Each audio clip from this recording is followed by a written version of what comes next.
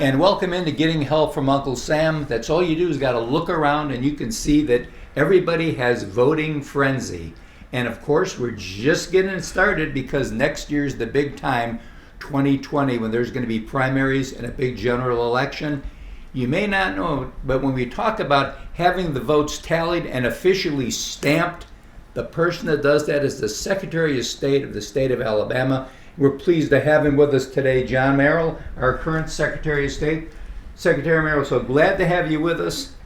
I want to say one thing about your office. Yes, sir. They are the most cooperative people I've ever worked with, bar none. Thank you for that. They are on top of it. From the time we had this scheduled for us to tape you till you walked in this morning, they're on top. Thank you so much. They're great. They Well, do a we great want job. to be people that are identified in state government as being those that respond to the needs and inquiries of our constituents, regardless of the issue, the topic, or exactly where we are, because that's what we believe is that we work for the people of Alabama.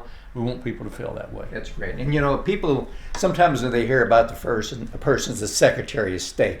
Well, it's been a long time, especially for me, since I took civics. And Yes, sir. What does the Secretary of State do? But of course, when all is said and done, you're the final stamp that says this election is finally now certified. Yes, sir. We are the ones that certify the elections. We are not in charge of the tabulation, so we don't count the votes. That's Okay. done at the local level for municipal contest, county, regional, state, and federal contest, but we do certify all the results.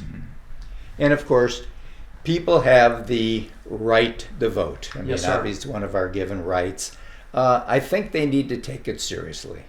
And I think they need to be sure, and we need to be sure that it's done the right way, because obviously for the past 4 years, since 2016, that's all we've heard about is this big word, voter fraud. Yes, sir. Right. And of course, as I have indicated to those people who've made inquiries many times, as well as we've had this discussion, Yes. they're certainly entitled to their own opinion, but they're Sure. not entitled to their own facts. And the facts do not support their premise right. that voter fraud occurred in that particular election and that Russian hacking was involved that resulted in any kind of tabulation change, because that did not happen at any level. That's right. And of course, in the state of Alabama, if you want to become registered to vote, you've made it very simple. haven't We you? have made it as easy as possible, and we're excited about that because people have responded in record numbers. Since January the 19th, 2015, we've registered 1,321,922 new voters. New voters. Yes, sir. Yes, sir. That's unbelievable. Yes, sir. We now have a state record 3,510,549 registered voters in our state. Those numbers are unprecedented and unparalleled in the history of Alabama. And per capita, we've done more than any state in the union in the same period of time. 96% of all eligible African Americans in Alabama are registered to vote. 91% of all eligible white Alabamians are registered to vote, and 94% of all eligible Alabamians are registered to vote. But you'll both be pleased to know that we've removed more than 792,000 people from the voter rolls Wow. because those people have moved away, they passed away, or they've been put away. Wow. And whenever that happens, they need to come off the voter rolls. That's correct. That's right. How do you ensure that a person is a legitimate voter? Well, obviously, there's certain qualifications that one has to meet in order to be a legitimate voter and a holder of the franchise in a particular jurisdiction. First and foremost, you must be a U.S. citizen. Yes. Then you must be a resident of that state, then Alabama.